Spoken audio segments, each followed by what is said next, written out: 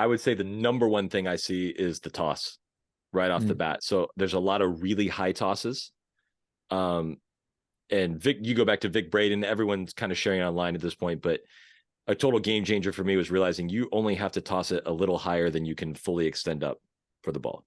Right. And as a player, I used to toss high and I used to feel like it was normal. But if someone told me to throw a ball or throw my racket in a field, I'm not going to hesitate. I'm just going to be continuous.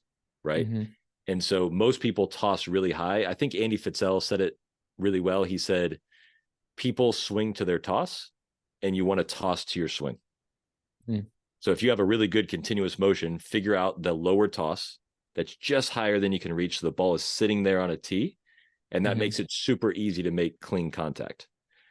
What I find at first, if someone tosses really high and we work on that on the court, is they feel very rushed, and understandably so, because they have less time at first and they're not used to it and they don't like that.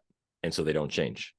But, you know, if someone were to give you a really high overhead, they send a ball 100 feet in the air, you'd let that overhead bounce, right? Because it's almost impossible to time that in the sweet spot because it's dropping quickly. On a much smaller scale, that's what happens when you throw up a high toss. It's dropping quickly. It's tough to hit in the sweet spot. And there's a lot of technical issues that can come from waiting so long.